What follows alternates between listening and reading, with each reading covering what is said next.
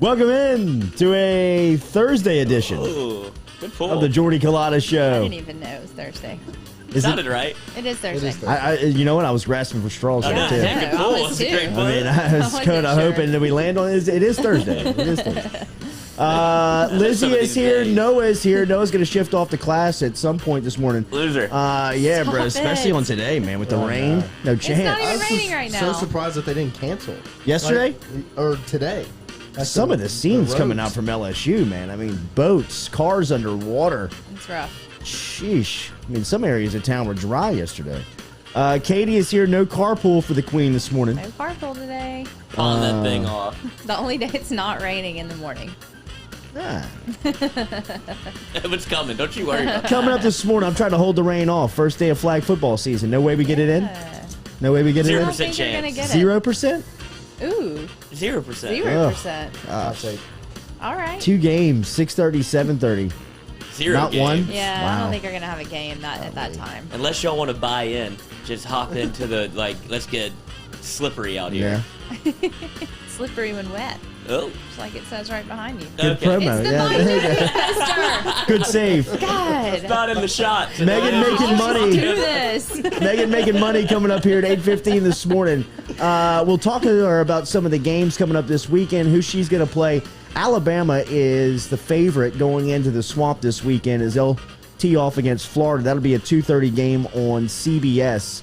83rd straight time Alabama is the favorite going into a matchup. I wonder. I mean, like, That's so dumb. that is stupid. Is this sport broken? That is dumb, man. I know. I wonder it how is. much money you'd have made though if you just bet Alabama against the spread every time, just blindly. Like I wonder what their ATS is. You should know. I don't bet on Alabama Really? Why not? because it just hurts. Okay. I say that now after I've already bet Central Michigan. Then I watched them play and I was like, I may have overreacted here a little bit. I mean, we'll react to some of the things last night. Ed Ogeron said at his radio show over at TJ Ribs in preparation for Central Michigan coming up this weekend. That'll be inside Tiger Stadium. Rain's supposed to last all throughout the weekend, too? I mean- Is it? Through Friday, I think, at least. Lloyd, do you know? There's Steve Caparata. Yeah. We'll get the doc Get a on guy tomorrow. on here and Yeah, we'll tell get us the about doc it. on tomorrow and see what he says about the weekend and kind of how I don't want to be tailgating tailgating. in the rain. No chance, man.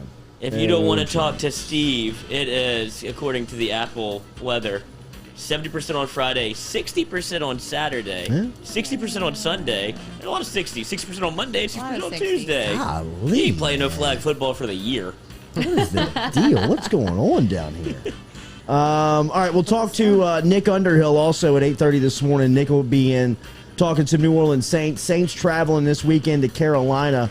A little banged up after the Week 1 win versus Green Bay down in Jacksonville. As you look at this injury report that was published on Wednesday, a lot of the top-end players, including Marcus Davenport and Quan Alexander and Marshawn Lattimore, on that list. We'll talk to Underhill about the Saints this week, what he thought about last week, probably one of the most dominant performances in the NFL in the opening weekend when you look at what the Saints did. Thursday night football tonight? Does it start up tonight? Yes. Who we got? Yes. The The Broncos? Washington football team and the New York Giants. Okay. I don't got think Washington money line already. Wow. Looked at it last night. I just don't believe in New the York is Giants. favored? No, that's why I went money line. It is -3 for the football team. So I just said nay with the points. I just went up, just trying to pick a winner. Wait, do you say the Washington football team now? That's what they're- That's what that's you their say. name. Just That's the deal. The Washington football The team. Washington They've football got team. like a list of 6. Yeah, I knew the list. When are they gonna? I think you have to wait. Name one. You got to unveil it next year. Yeah. Like you roll out So the the red whole carpet. year we just have to say the Washington football team. did We it did it last last year. year. People like it. I guess. It's one of the 6. They might keep it. Really? Really? Uh-huh. It's The one of the Washington final. football It's one of the team. final names.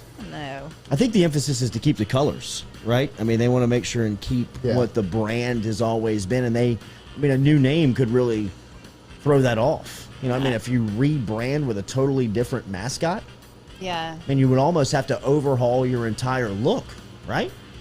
Well, I don't know. Why not? Why? Like, I would just think if you're totally rebranding yourself and renaming yourself, that it's a restart. I mean, it's almost like a reset. And if you're trying to preserve what it seems like they're trying to do, which is, I mean, the legacy of what the team was formerly named and the colors and kind of the history of that. Oh, so you could bet on these things. Red Wolves is one of the names. So you would stick with Red Wolves. You keep the colors. Red Wolves does not feel like the I NFL. don't like the Red Armada, Wolves. Brigade, Commanders, Defenders, Presidents, Red Hogs, Red Wolves, Red Hogs, I'm in. Washington football team. Red Hogs, I'm in. I like Commanders. Red Hogs, the Commanders. Yeah. Just the Washington, D.C. But if you go Commanders, don't you have to Red, white, that's and what that blue? would be like a That's color what I'm saying. change. Yeah. That's what you'd have Okay, to go I'm in red, on white, you. and I blue. get you. Wait, why? Like Why the you have to Sentinels change would be the a color color? change. Well, just because, I mean, when you think of Commander, don't you think red, white, and blue? No. Like Captain I don't America. think any color. I just Really? thought I like the name. the Washington Commander. What? That's weird. You Is here it for a weird? debate? No, Commanders doesn't make me think of a color. Really? That's It all. makes me think of the president. Really? I mean, it just Yeah, makes think me of think like of the Commander-in-Chief. I mean, I hear you. It Yeah. just didn't. They can't be the Chiefs. There's already that. That'll get Yeah, taken it away can't be the soon, I Chiefs. imagine. Will it? Wow, what a Is there- start. I don't know. There are still Good Chiefs. show. Let's get out of here. So we'll talk to you on Friday. So the Washington football team is hosting the New York Giants tonight for college football for the NFL start to the weekend. Thursday night football for you as far as the college lineup goes. Ohio is visiting Cajun Field down in Lafayette, Louisiana, and that game will be nationally televised on ESPN. So we'll see formerly Coach Jimmy Burrow's team, the Ohio Bearcats, down in South Louisiana tonight, taking on Billy Napier and the Cajuns down at Cajun Field at 7 o'clock. That'll be a good one to start the weekend with college football taking the front seat tonight with the Cajuns being on display on national television. So we're going to talk to Nick Underhill coming up in the second hour about the New Orleans Saints, and we're going to talk obviously to Megan Making Money from Barstool Sports about some of the plays this weekend. Last night, Ed Ogeron was speaking on his weekly radio show over at TJ Ribs. And remember, daily, we're brought to you by Go Chevrolet here on the Jordy Culotta Show. You can find those guys down in LaPlace, Louisiana, and right here in Baton Rouge on the corner of Sherwood and Florida Boulevard. Go Express Auto Sales. Go Express is online at GEAUX, GoChevrolet.com. So stop in and see the crew down there. Our coffee daily is Majestic Coffee, DeliciousSips.com. All of our guests today via the phone line. Compliments of Charlie Harvey, Jason Ramazan, and the crew over at Metropolitan Health Group.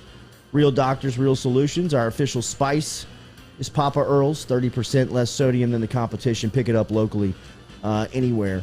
I thought Ogeron last night said a lot of the same. I guess that's kind of been the storyline with LSU and the press here over the last couple of weeks. A lot of the same sentiments and phrases have been used, and last night very much the same in some of the tone of Ed Ogeron.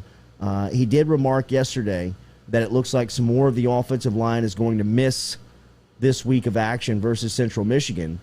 And judging on how they played last week, it'll be interesting to see how they respond with another opportunity. And I'm talking about some of the backups here who played a lot of football last weekend and will have a chance this weekend to play. It'll be interesting to see how those guys respond after a down week last week. I don't anticipate Austin Deculus and Cam Wire being able to go, so that's going to give an opportunity to some of those out.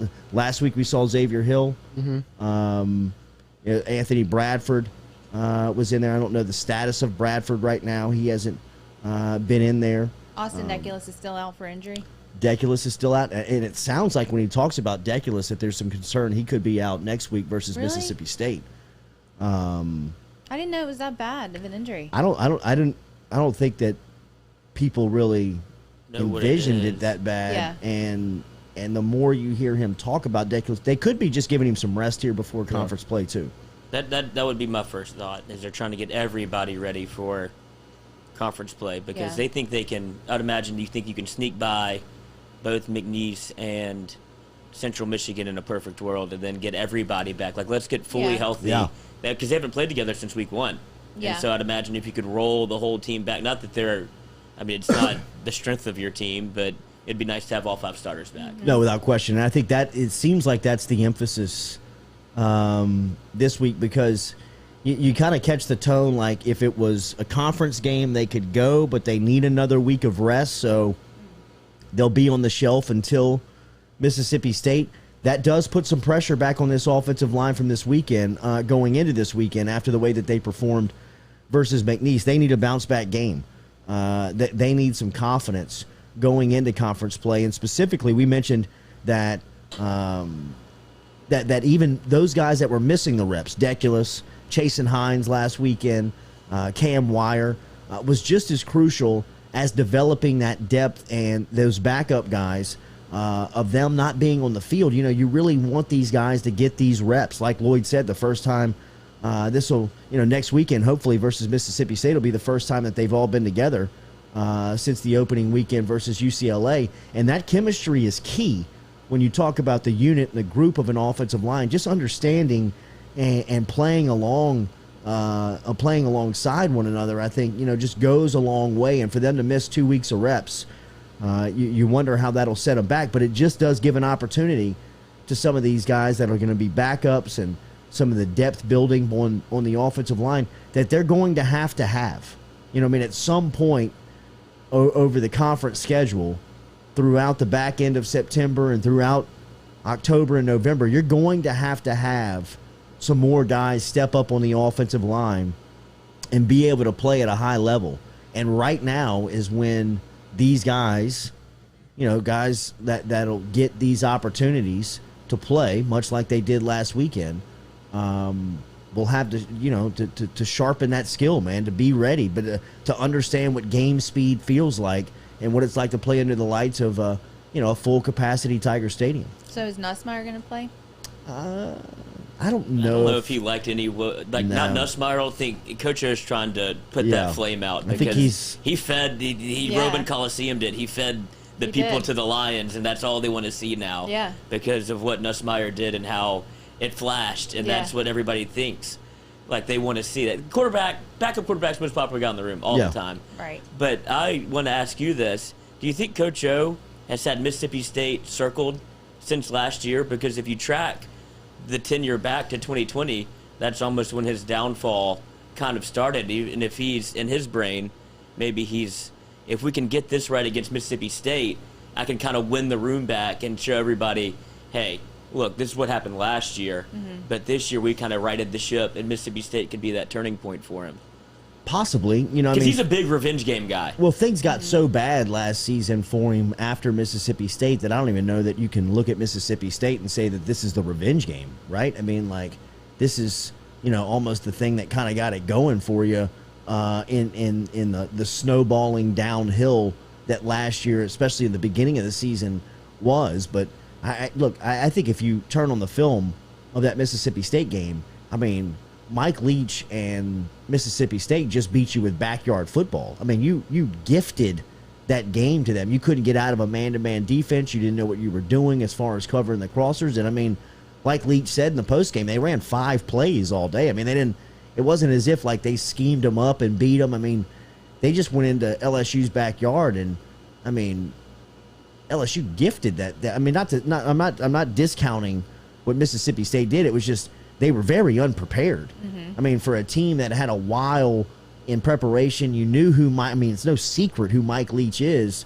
For him to come in there with a roster not as good as yours was, and run circles around you like he did, I mean, sure, I hope that it motivates him to get back there. But the first signs of being competitive in that game, 2 weeks ago, what we saw against UCLA.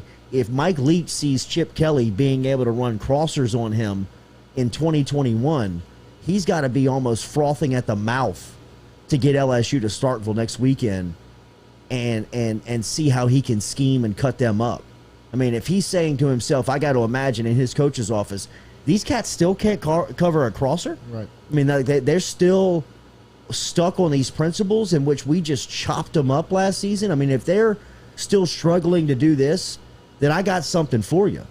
And I think that, every game here on out for LSU feels like it's going to be a heavyweight fight. Yes, like you're going to have to be packed, ready to go every single week. There's nobody that you can really say circle it. I mean, there's nobody that you can say, Monroe. yeah, you feel good about. Yeah, absolutely. I mean, that's deep November, right? I mean, Where we're talking this ship about could be right. I mean, we're talking about 9 playing weeks from violin now. on the Titanic. It could be going down by that point. But it also could be salvaged Yeah. in the same season. I mean, in the same sense of as negative as the fan bases, the negative as we've been here on this show to the direction of LSU football and where it is. There's still a great opportunity in front of you to wash away all of those thoughts and feelings that are kind of surrounding and swallowing the LSU football program up right now. If they're able to kind of get this thing right and navigate through the next couple of weeks and string together a couple of good wins. So, it's a big time. We've talked about this, though, for a while now in the offseason. I mean, we talked about what this part of the schedule was going to be like, even before we didn't understand the struggles that they were going to endure early on in the season. I mean, we were talking about this 4 or 5 weeks ago about just who they are and how they had to get through, November. How, week to week was going to kind of be a lifeline type deal for LSU football where you're just looking to survive and advance each week. And it kind of feels like it starts this week with Central Michigan. Right. I mean, we're looking ahead to Mississippi State. And Right. I don't think that's even fair for what LSU has put on paper to this point. Like you said, this is no easy test. You got to study for this one too. And if you would have asked me before the season, I would have put a big old W right next to Central Michigan going into Mississippi State. But at this point, no shot. Everybody is an equal opponent. For sure. And I think Jim McElwain can sense where LSU is mentally. LSU very much right now is wearing their emotions on their sleeve. Like, you can sense that there is panic around the fan base. There's a lot of uncertainty around the followers of the program. You can sense almost the insecurity in the direction when you hear Orgeron speak of just kind of how secure they may be in the job. So I think LSU feels very vulnerable right now if you're standing on the other sideline. Especially if you, like, even listening to the press conference yesterday or the coach's show. Like, he's placating to the fan base with what he's telling you openly in the media, which is essentially advantage Central Michigan, right? To be able to know what LSU is constantly working on and then wants to bring into their game plan. Like, I don't think he's throwing up like a smoke screen here. He's letting them know because he's trying to quell the fan base from getting on his ass to where he's like, look, we are going to go up tempo. We are going to run the ball more outside. Like, he's telling you his game plan openly. Mm-hmm. Well, he's always been Transparent. the most open Division I head coach I think anybody has ever followed, supported. I mean,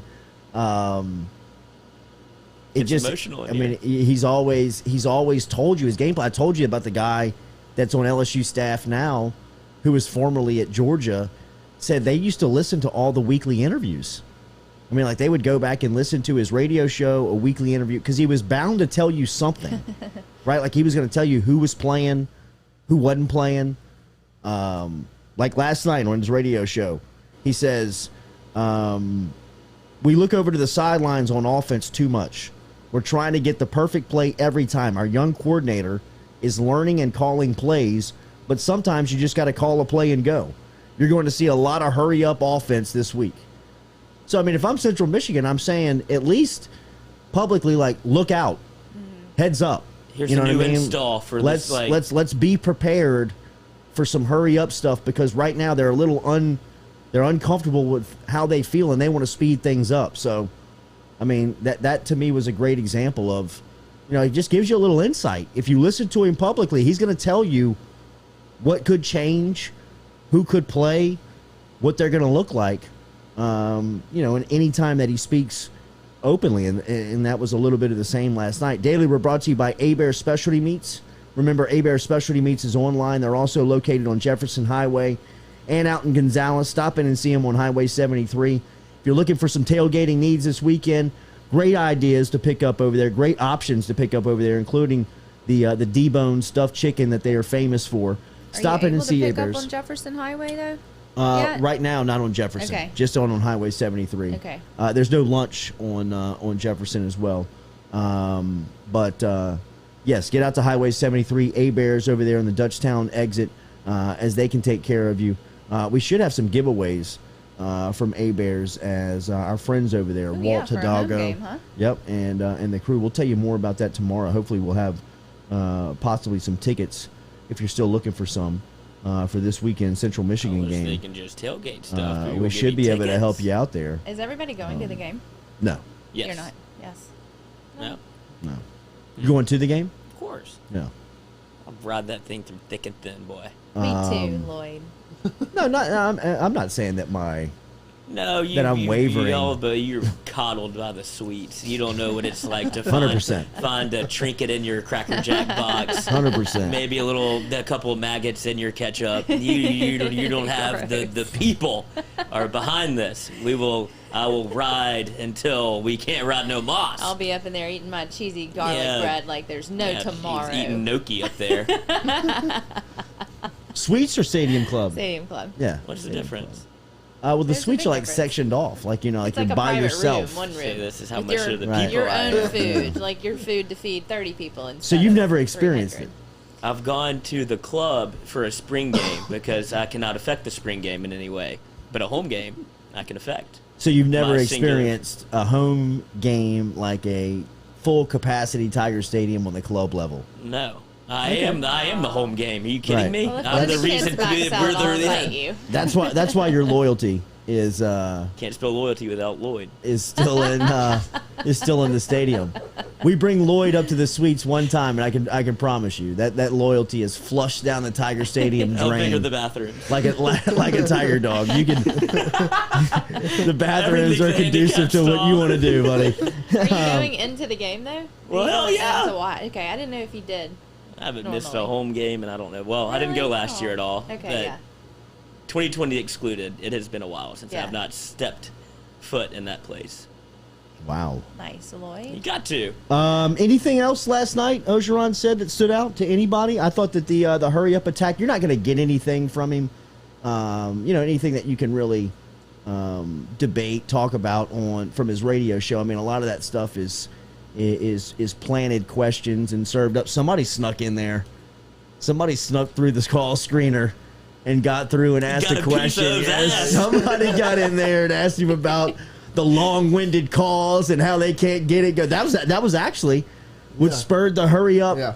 offense question. It's something he'll play to even the like fan base. even like Chris Blair was like, "Sorry, coach."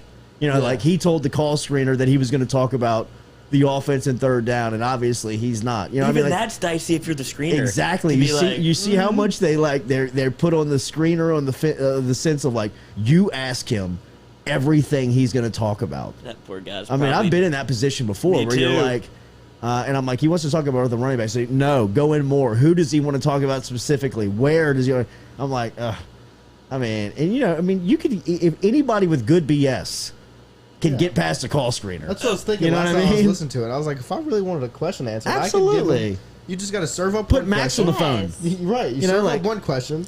They go through. Always Another wondered question. that. Like, It's a how good do you idea. avoid that? What? Have Max come on at the beginning. I mean, and that's- then you pass it over to a 55-year-old just half drunk. I've seen it too many times. I mean, when I was call screening, parents used to do that because they used to get into miles. And like when I was call screening, this was like 9 years ago. They would be like, "You call screen that thing." Like, It's the this is like, Pentagon. absolutely. Like, this is a murder trial. You know what I mean? I'm like, all right. And I mean, like, kids would be like, hey, I want to talk about, what are they giving away? uniforms? Yeah, right. Are they going to wear the white helmets ever again? And I'm like, all right, perfect. I'm like, Alex from Alexandria wants to talk uniforms on line 1. And then, you get there. Hey, this is Earl. This ain't Alex. This is Alex's dad. I want to know how in the hell do you keep playing that dumbass quarterback? And you're like, oh my god, click, click. Like bail it out of there. And Jim Hawthorne back in the day, he would just be like, yep, Lloyd wants to know. What do you say, Coach? I mean, are you going to keep playing the guy or not? You know what I mean? Just. And the sad thing about being a call screener is you roll up there like if the show starts at 7, you're there at like 6:45, 6:50. You're just like, all right, this shouldn't be hard. And then your first day, you're like, oh my God, these Yeah. people are nuts. Like, if especially during a post-game show after a loss, it's just like, well, none of these calls can get through. Like, Yeah, like, no. thanks. And then once they get had, it's over. Oh, yeah. You know what I mean? Like, it's totally, unless you have somebody from in the crowd that you're taking questions from, like, you know, I mean, like an evil twin who's, you know, decked head to toe in purple and gold. Evil twin. Or you've got planted calls from inside the building, which happens. Where you've course. just got, you know It's what I like mean? a comedian. Yeah, it's just like, I mean, a lot of things. You know what I mean? I think Saban plants questions in his press conference. Has to. It's smart. It is smart. And it would be smart to plant callers on the LSU football coaches show, right? Like, I mean, just to, Yeah. if we're going through a tough patch and you can't get any positive vibes, you know, like Becky from marketing, we're going to need you to call in tonight and ask about how cool that situation was in the second half. Yeah, you know what I Dakota mean? Clark's Like, the best I mean, linebacker on the team. right. Exactly. Yeah.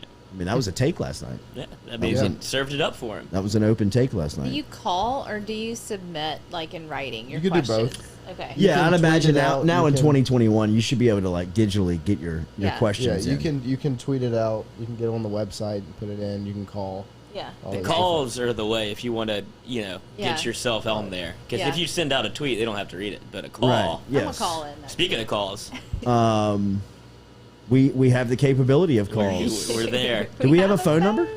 Yeah, it's on the phone, though. I don't remember what it is. We charged up over there.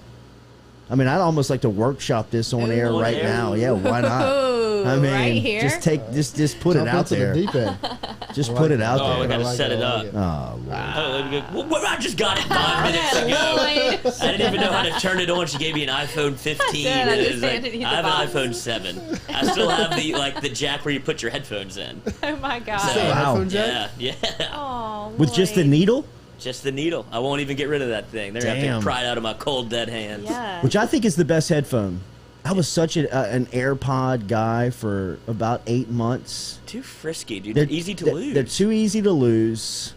It's too much stress on headphones. I'm too stressed out about like keeping these things. I lose them all the time. They're so small where you can misplace them easily.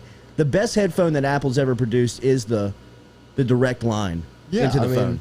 So you want the cord. Absolutely. Absolutely. But 100%. you can track your AirPods on Find My iPhone, so you're Yeah, not losing I them. know, but that's what I'm saying. This is headphones we're talking about, Yeah. man. Should never have come to this. Yeah, absolutely. Are Yeah, we they really shouldn't have- they here? shouldn't have Look got at rid us of the now. headphone What are jack. y'all, like 80 years old? What do you mean? It's Why would just- you want a cord? It's carrying because around I to know your they're phone? they're setting us up for failure. If you're anybody under the age of 45, 50, 55, 60, you're gonna lose your AirPods. Like, Yes. there's just no way to keep up with them. There's no Like, way. Take them out on like the street. Like, I mean, what? I've Put had them in my three. pocket? I've had three. What? Yeah, I've never I mean, lost mine. Fooey, how many had times two. have you lost a line in You had set two? of headphones? I I'm on mean, my second pair. I've probably lost, but here's the thing about the line ins: they always pop back up. Because there's a Yeah, trail. they're always there Tail of the somewhere, tape. man. They're somewhere under the car seat, bottom of the dirty clothes hamper, in the dryer. I mean, And they still work. they're Y'all there. making And you Panic. can get another pair. Yes. Like you can go to Walgreens and Absolutely. get a pair. AirPods, you got to drop Absolutely.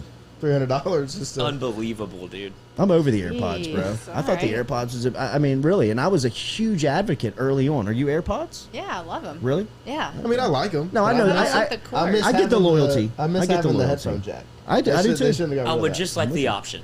Yeah. Sure. Well, you can. You have an adapter. Well, you got to pay $55 for that. No, it's not that much. So that was kind of the most that that Ogeron was talking about last He night. did talk about Mason Smith. Said Yeah. Mason Smith's going to get to play tackle and end, which means He'll he be should be on the end. field a lot. Yeah, he shouldn't come off the field. I Why did hear. is I Mason did. Smith spelled with 2 A's. I did hear where he said. Mason. Name, image, likeness. Yeah, man, standing Stand out, out. Mason. Mason. One of them I'll silent. say One it of them. like that every One of time. them silent. One of these A's is silent. Like Lloyd. One of those L's. I don't know which one. La, la. Double L. One Sorry. thing he did say that he expects Mason Smith to be a first round Yeah, pick, as he should. 3-year guy. Yes, and he shouldn't come off the field because he has totally game changed the whole monster. defense with the more that he is out there. I mean, he just his presence he's just huge. He's so strong. I mean, he can't. Why take him off the field? Well, we compared him to Leonard Williams, which I actually think Yeah. is a Yeah. perfect comparison. And Leonard Williams was a top 10 pick, top 5 pick, maybe. I think he was 6 to the Jets. Yeah, I know, yeah, 6 or something 7, around that's there. it. And I know O has a signed photo of Leonard in his office, but that's a pretty good comparison. If you're saying that as a freshman, dude's gonna be a dog. Yeah, he will be. I expect him to be playing a lot of football. He looks different out there. He does. He looks bigger and stronger. Yeah. Than people. I mean, and he's only been in the program for 8 months. Daily, we're brought to you by Johnson and Spillers. Remember, our dentist are Dr. Johnson and Dr. Spillers. 2 locations, one in Gonzales, one in Baton Rouge. Stop in and see them if you want to check them out. They're on Perkins Road, in between Segan Lane and Blue Bonnet, or out on Prepara Avenue in Gonzales. They can help you with all your dental needs, including pediatric dentistry. If you need something done with the kids in the home, you can stop in at Johnson and Spillers. Or if you need anything done with general dentistry, they can help you out over at Johnson and Spillers. JohnsonSpillers.com, on Facebook, out in Gonzales, in Baton Rouge. Proud supporters here of the Jordy Culotta Show. One thing that we haven't talked about that was in the news here over the last couple of days is Dale Brown Court being voted upon and passed overwhelmingly by the LSU Board of Supervisors. I believe this vote went down last Friday and saw the total come back with a decision of 12-3 in favor of voting Dale Brown Court at LSU. First and foremost, good for Dale Brown. As I think everybody that has listened to our show or followed us around and around, Dale Brown and I have had our differences. Since then, we have made up and become extraordinarily really good friends. I mean, like, this guy, the emails that he sends and the heartfelt messages that I receive from Dale Brown on the regular is, at first it was just like astonishing. Now it's always great to open up and hear what he has to say. And he's a very kind-hearted man, and that is something that I have learned personally over the last year and a half. Really, I didn't know Dale Brown as close as I know him now.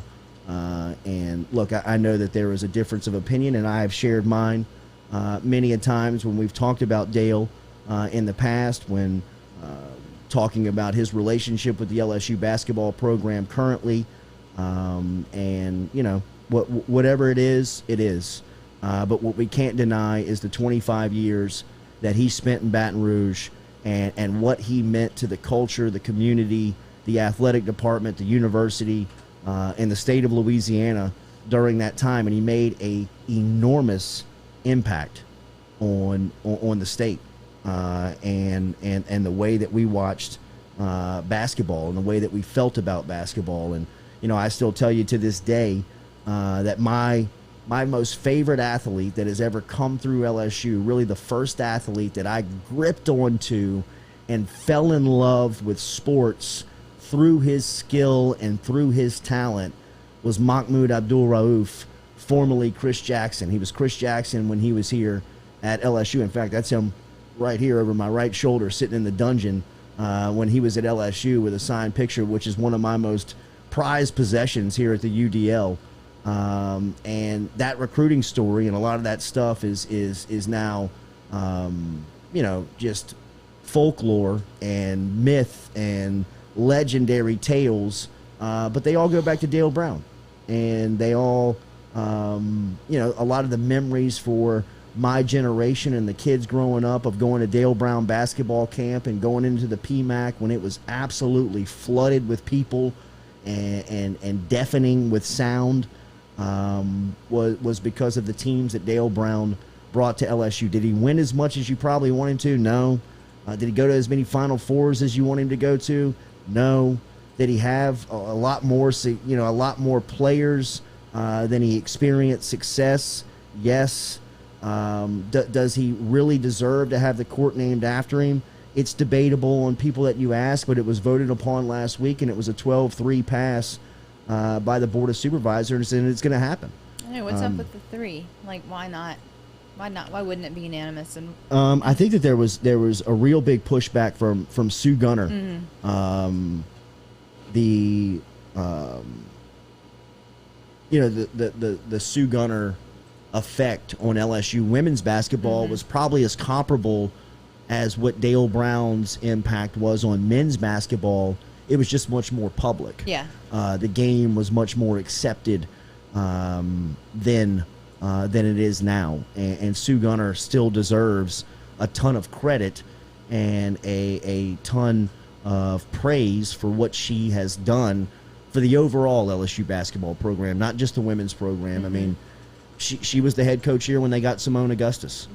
Simone Augustus was a generational, revolutionary type player that everybody in the country wanted, and Sue Gunner got her. And for that, LSU's basketball program was a rocket into the stratosphere of the national players of women's college basketball. They went to 4 straight Final Fours with her. Yeah. Now, I wonder why not Gunner Brown Court. Like, well, why they why couldn't proposed that. that's the 3. I know. That's the 3 in the nays that voted against Dale Brown Court. I think they wanted the Gunner Brown Gunner Court, but it ends up winning out with Dale Brown Court. Could they just name like a basketball goal after her? Like, where do you stop on the basketball court? Well, she's actually got a statue inside of the PMAC. She does. Yeah, there you go. She is very much represented and will always be remembered in the history of LSU basketball.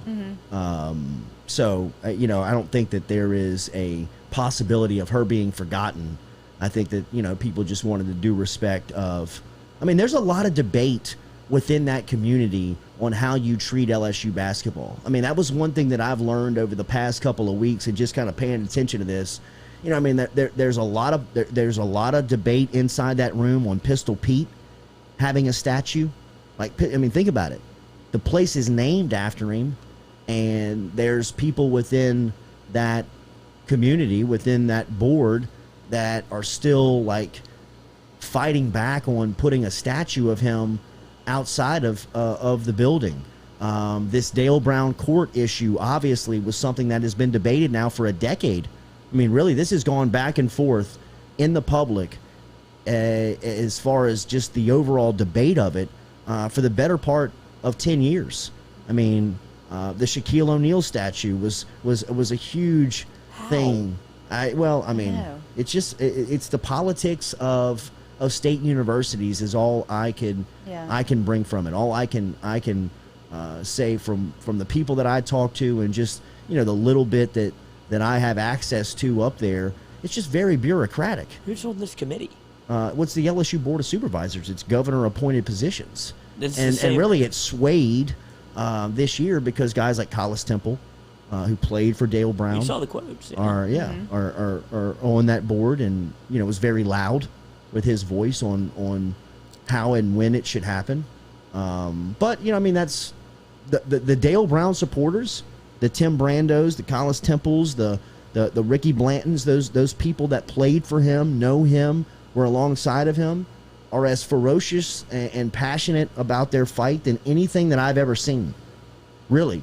And we make a lot of our hay off of the passion that we show. I mean, I respect that. I mean, I have to respect the passion that they have for something and someone that they feel about like that.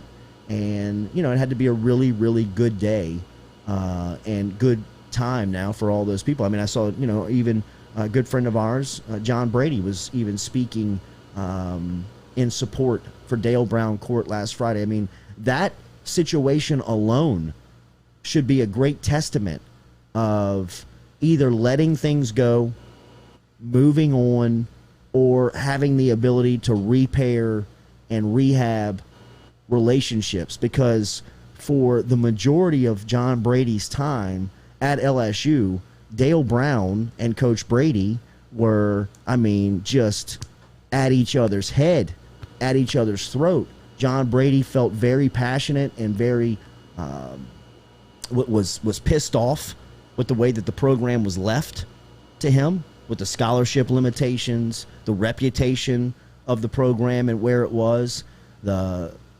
non-support from Dale Brown early on in his tenure.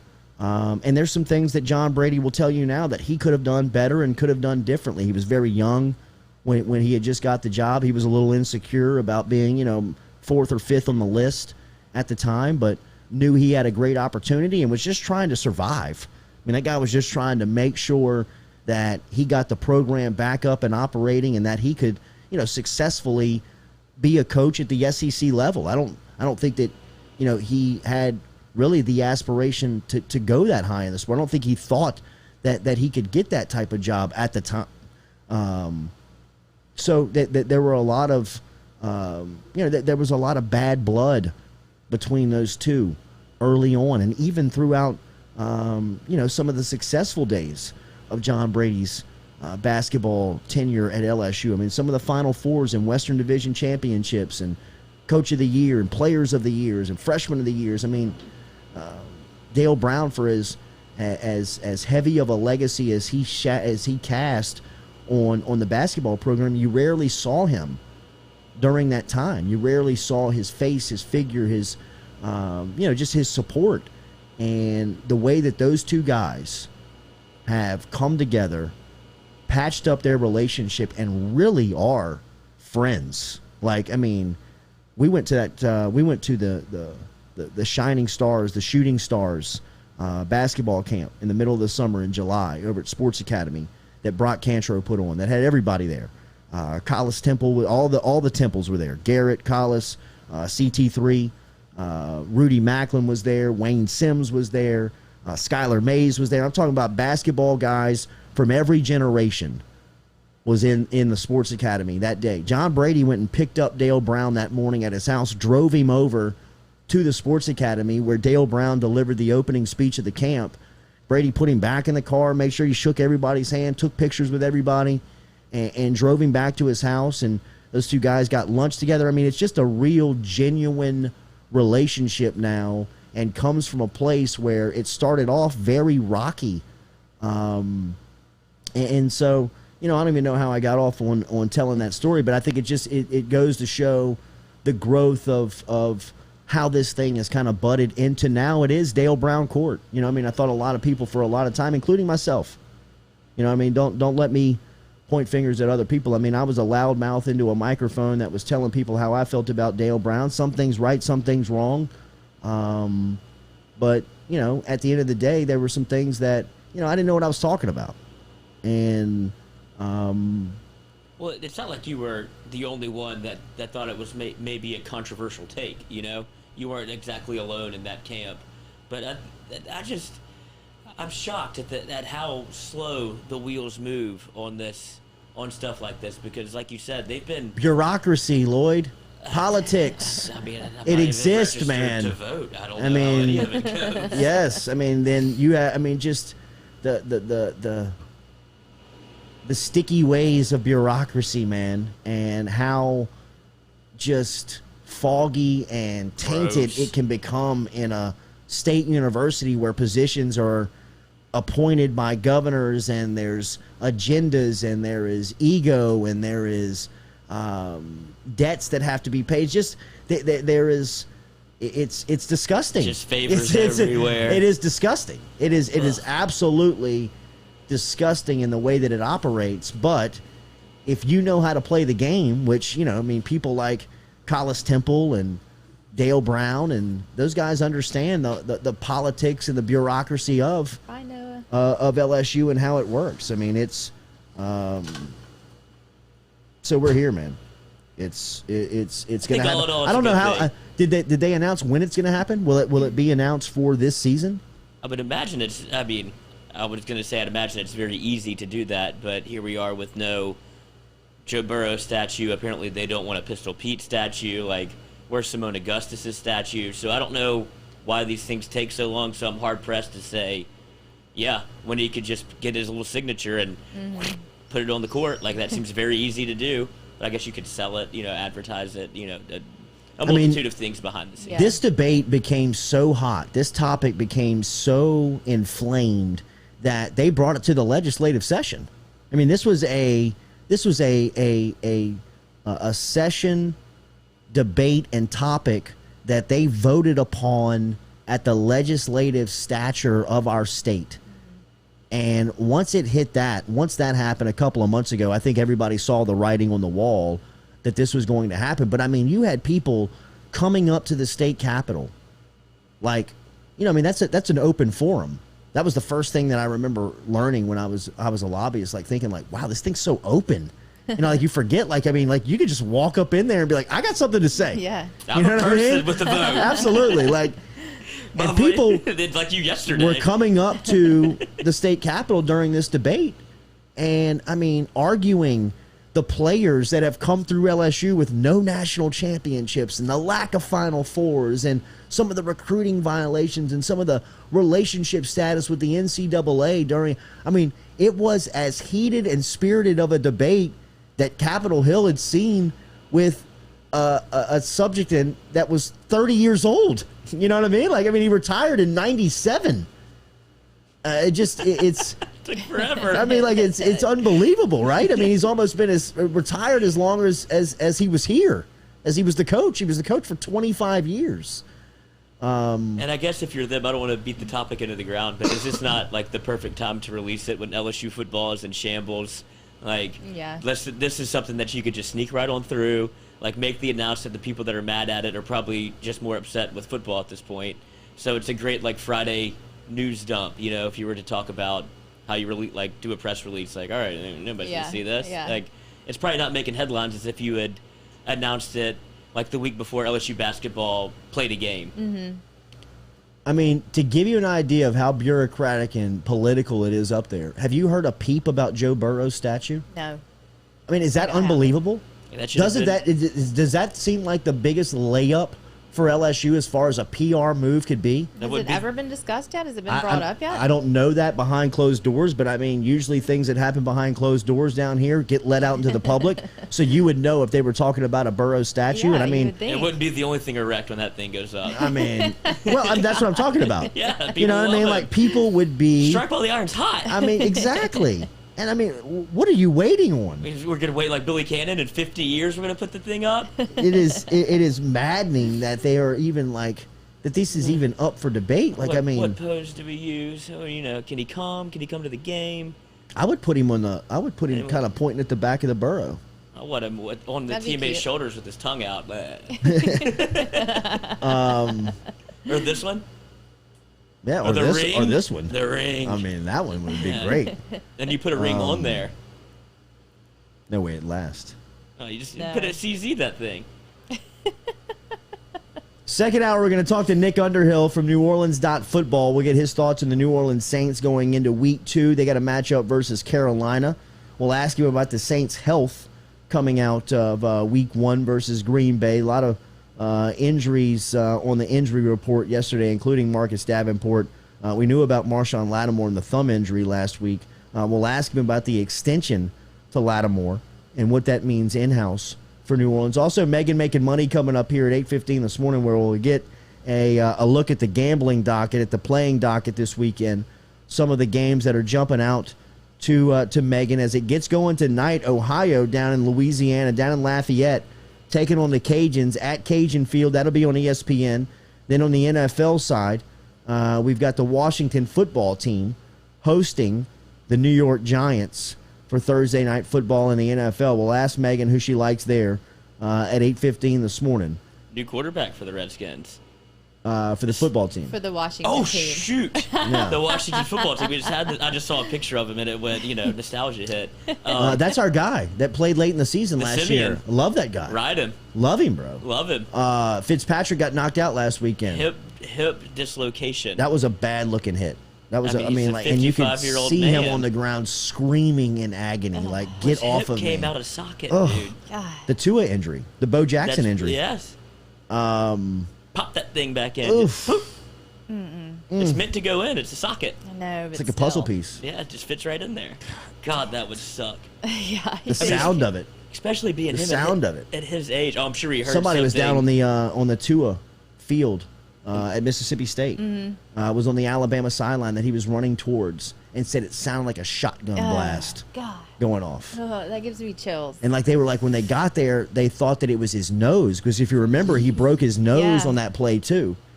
And they were like, "What was that sound?" and he's like screaming on the field like, That was awful. I mean, it Didn't was they set it awful. on the field? I think they did. Yeah. Could That you was imagine awful. running out there? Before they put him on the cart. But that gives you an idea of how screwed up that Bo Jackson injury. Like, they didn't even know what they were doing. They left his hip out of socket for so long that like all the vein, like the muscles and the blood wasn't circulating there, so it screwed it all up. Yeah, and he had almost dead hip. killed it. Yeah. Dead hip. Can you have a dead hip? That's what he had. He didn't get any calcium to his bones. It No. was brittle. And then, but the fact that, I mean, the Bo Jackson thing is wild. That he was running so fast with so much torque that he essentially pulled his own hip out of socket. Yeah. And that is just, but I don't want to hear it. That's for sure. I know. Ugh. Ugh. Second hour coming up. Remember, daily we're brought to you by Edward Jones over here on the Jordy Culotta Show. Get in touch with Edward Jones and Daniel Newman. Daniel.Newman@edwardjones.com. You can get in touch with him there. Let him be your financial advisor. If you've got any questions about your finances, how to grow them, some of the investments that you can make here during the pandemic, or even if you're over at the plant industry, if you work at Dow, if you work at BASF, Exxon, and you've got questions about your finances, let Daniel Newman help you out. He's very much an expert in that field. He's helped so many people out, countless people. In fact, every time we go into his office, man, it seems like somebody from the plant industry is walking in or out to get some advice on how they can handle their finances. Get in touch with Daniel Newman. Daniel.Newman@edwardjones.com. Daniel.Newman@edwardjones.com. As you can get in touch with Daniel over there. Give us a minute to reset. We'll be back with the second hour here. We'll get you set up for the Saints and Carolina Panthers this weekend. We will talk a little bit more about Trap game. the LSU game coming up this weekend. Trap game for who? Saints? Saints. Carolina. And Megan Making Money will be here at 8:15 this morning. Britney Spears closed up her IG, shut it down. We've got our theories on why coming up in the second hour, so come back with us. Jordy Culotta Show, driven and powered every day by Go Chevrolet. OnlyFans, watch out. Too early for a Burrow statue. That's a Who terrible says that? take. That is a horrible We're not going take. to break. Papa Earl's, the fine spice, originating right down here in South Louisiana by our guy Mark Pop Norman.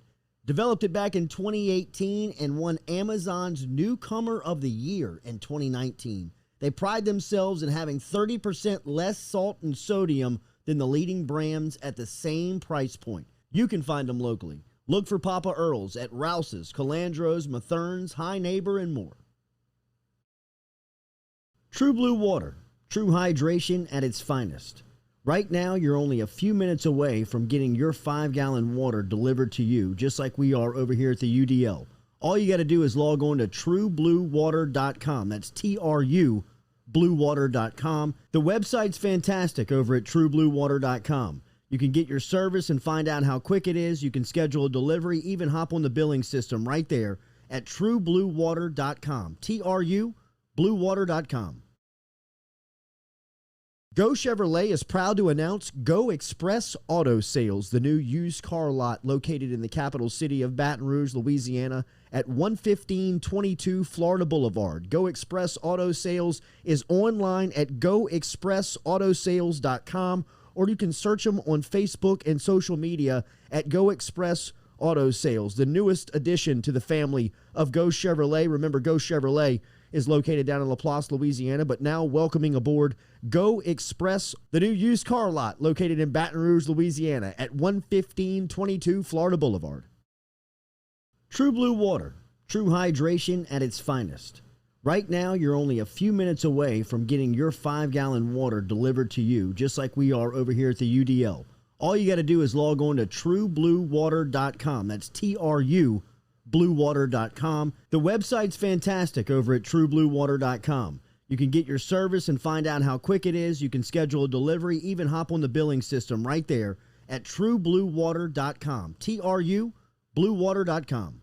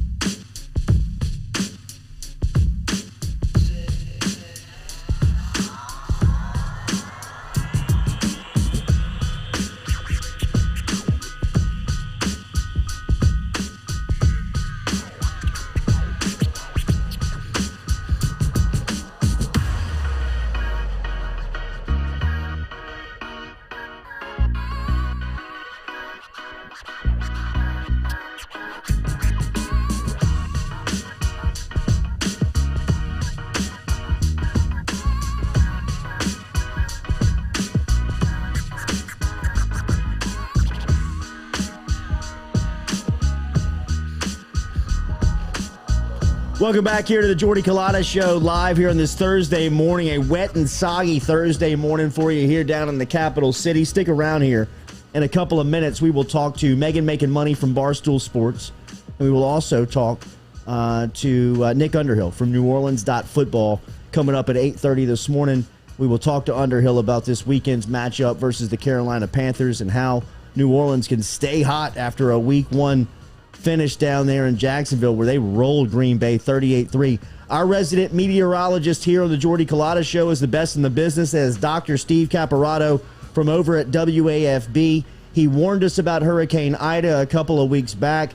When we brought him on, you could hear almost the severity in his voice, right? I mean, like, he is usually I don't want to hear a that happy-go-lucky dude. When he came in with that news report, you could kind of almost sense how bad it was going to be. It was terrorizing to South Louisiana, but it has been very wet since then down here in the South. Doc, how are you? Good morning.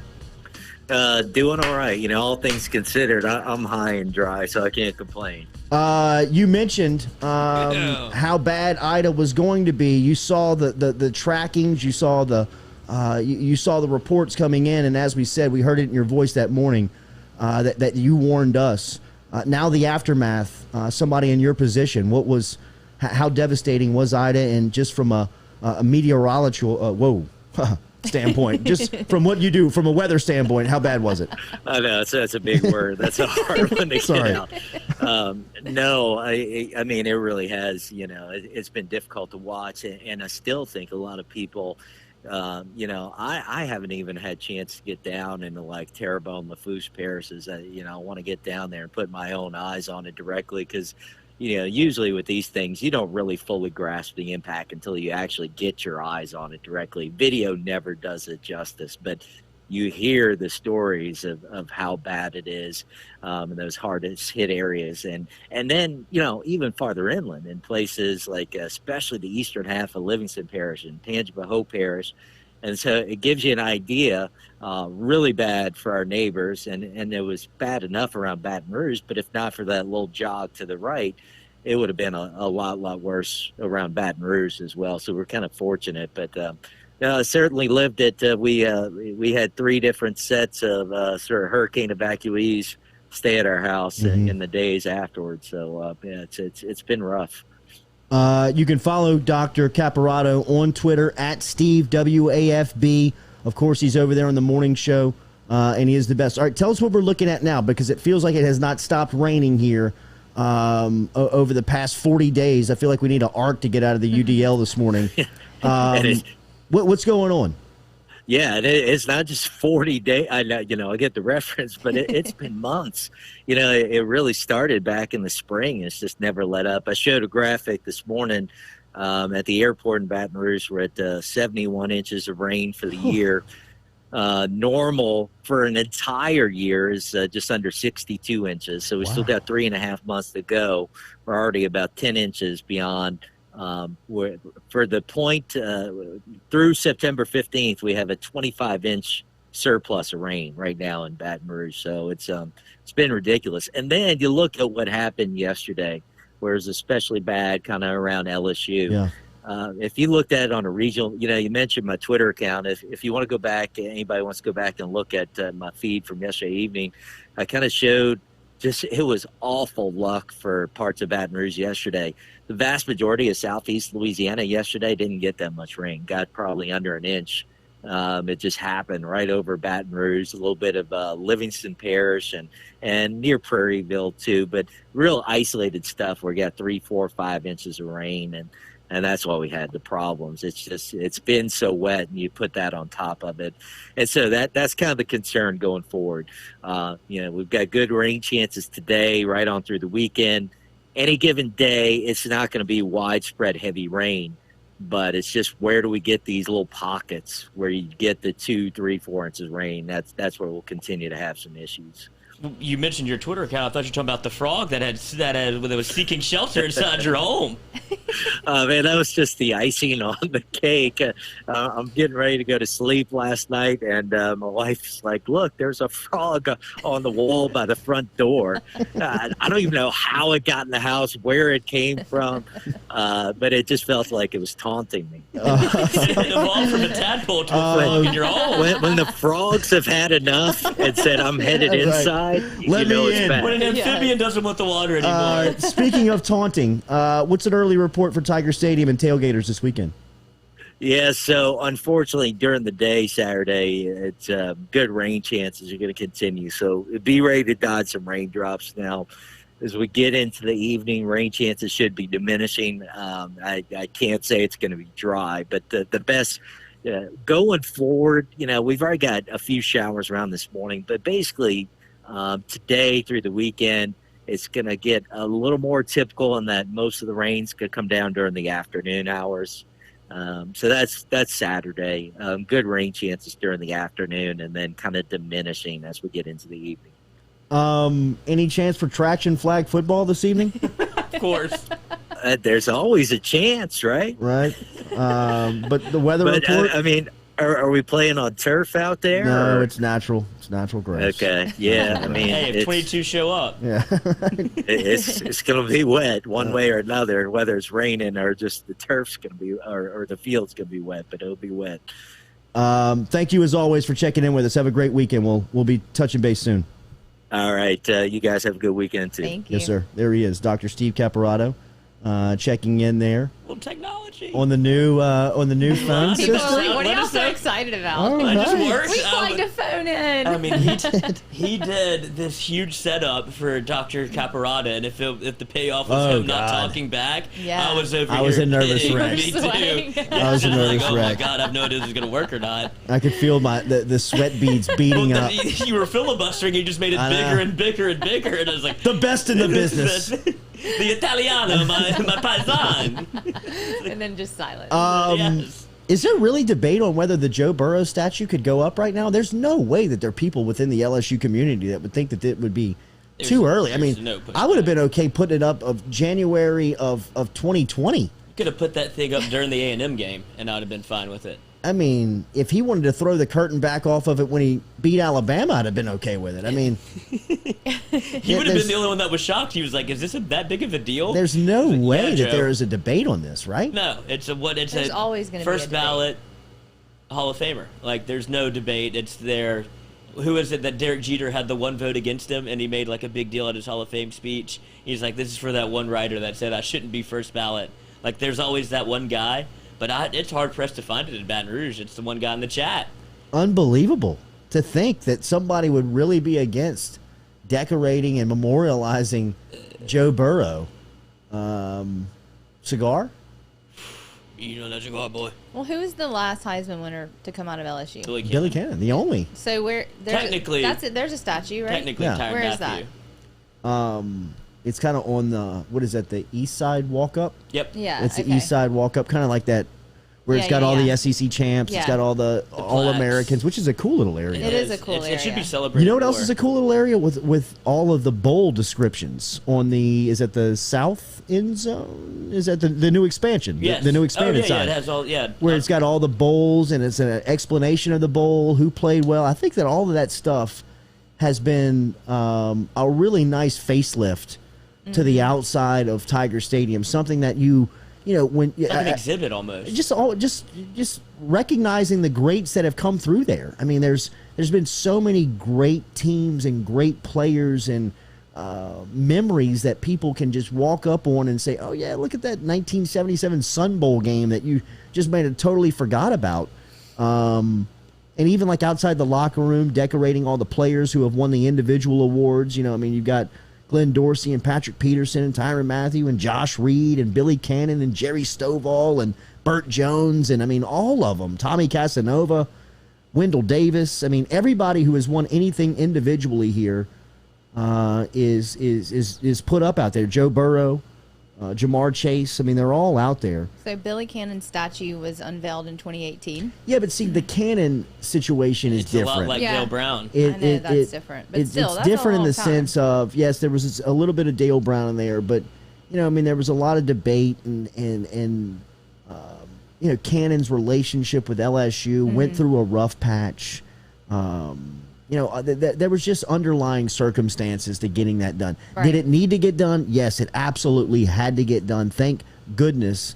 He really understood the way that LSU felt about him before he ultimately passed. But this is different. I mean, the Burrow situation is such a layup, and so easy that, I mean, you should have his name hanging in the rafters along Casanova, Stovall, and Cannon, in my opinion, right now. I mean, you couldn't get that up fast. Nobody should ever wear the number 9 in the program ever again. Just like they don't wear 20. Nobody like an unspoken nobody thing. wears 20. No, I can tell you, as long as Stringfellow's the equipment guy, nobody will ever wear 9. That's not even up for debate. I beg your pardon? Right, exactly. I mean, they were having discussions with Marcel Brooks when he was still on the team, like, what's it going to be? He was actually going to be 0. Marcel Brooks had changed his number to 0 before he ultimately left, but he was not going to be number 9. Love to have Was he 9 before? Yeah, they were in both fact, 9. the same year that Burrow was 9, there was a true freshman linebacker, safety, just freak athlete named Marcel Brooks out of Houston that was number 9 in high school. And number 9 had not yet become number 9. Yeah. Right? Story was still being written. It was still being Right. written, but by about the mid-season mark, I mean, Stringfellow and the crew were like, Marcel, that number 9 is over, bro. Like, you're going to have to give that back next year. I'm leaving. But Where'd he go? TCU. TCU. Is he still there? They I don't moved know. him Is he to, still there? Yeah, they moved him to wide receiver, I think. But what a His high school highlight film freak. is one of the most insane things I've ever. I mean, like and really, it's his wide receiver highlights that jump off. Why'd he leave? Who knows? Oh, there's something behind that. I don't know. Something y'all don't want to talk about. I mean, Because I don't know. Surely someone else doesn't know. Listen. Bo knows. Bo Bonson? Yeah. Yeah, he does.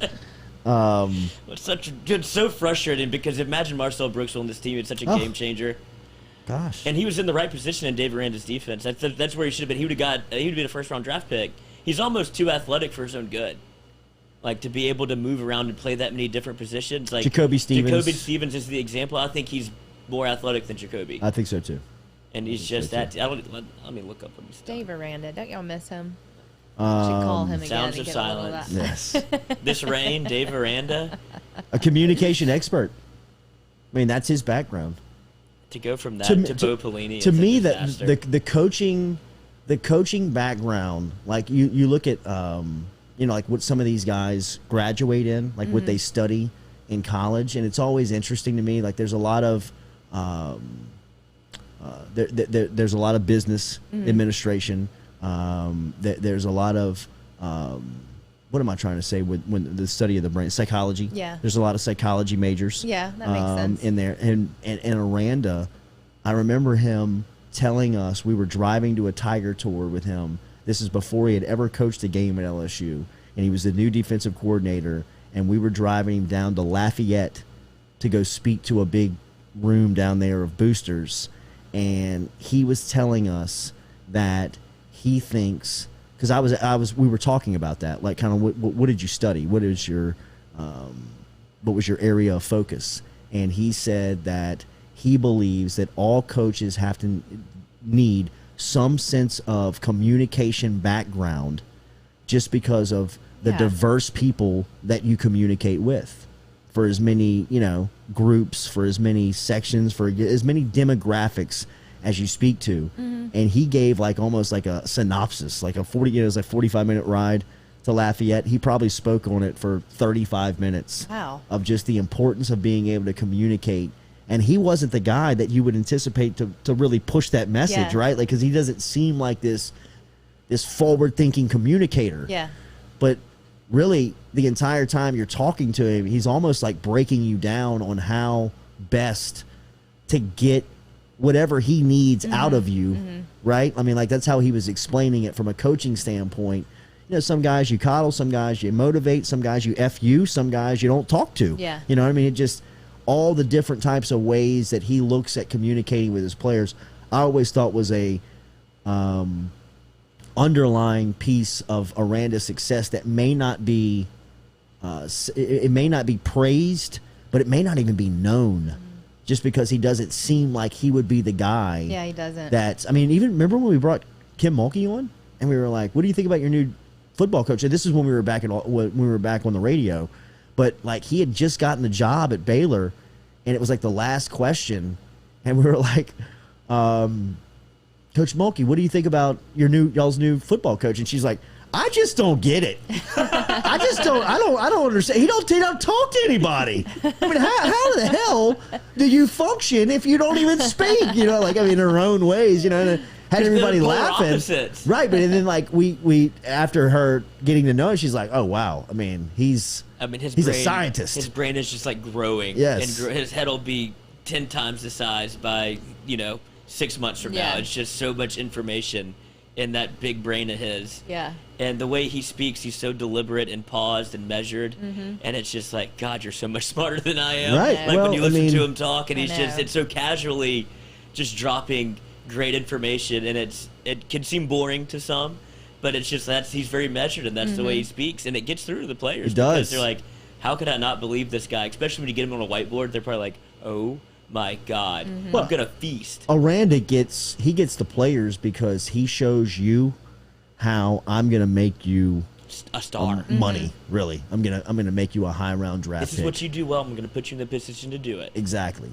I mean, even specialty players like Kerry Vincent and guys like, I mean, he really put into the position of, hey, look, this is who you are. This is what you do best. We're just going to cover up your weaknesses and put you in position where you just showcase your strengths, man. I mean, you don't think Mike Jones would be on the field if Dave Aranda was coaching here? Like, look, I get the middle linebacker thing. Go out there and be a stud. How good was Damone Clark in 19? Right? I mean, how much better was Damone Clark? Marcel Brooks is a great example. I mean, go rush the passer. Yeah, even Stingley to a degree. You know what I mean? Like the way that he had, and I mean, he counted on Stingley to play a lot of man. You know what I mean? A lot of the reason why he was able to do the things he was doing up front is because he had Christian Fulton and Derek Stingley on the outside that could just lock up. I mean, I was watching the big wide receiver from Texas, Dumervay, the big number 11 that Stingley was guarding, all game as a true freshman. He's with the Baltimore Ravens right now.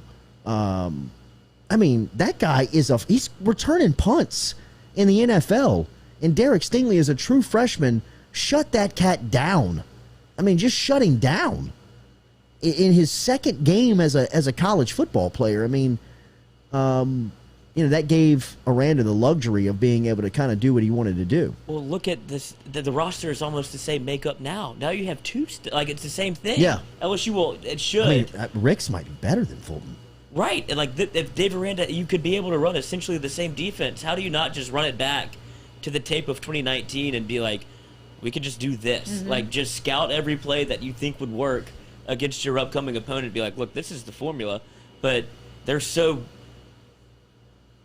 trying to pick my words nicely here, they're so bullish on running the 4-3 that it just doesn't seem like they're putting people in the proper positions. They're trying to make players fit the scheme instead of the scheme fit the players. Cajun Ready Mix provides ready mix concrete products and services to meet all of your concrete needs, whether it's residential, commercial, industrial, or municipal.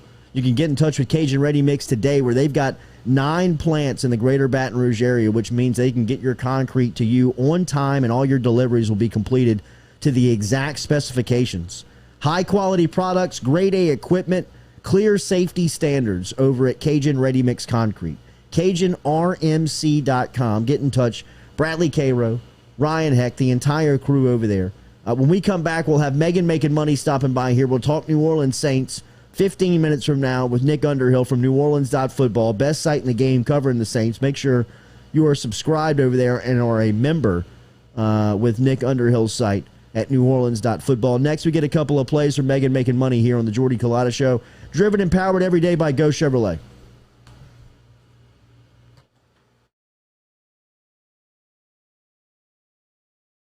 Papa Earl's, the fine spice originating right down here in South Louisiana by our guy Mark Pop Norman.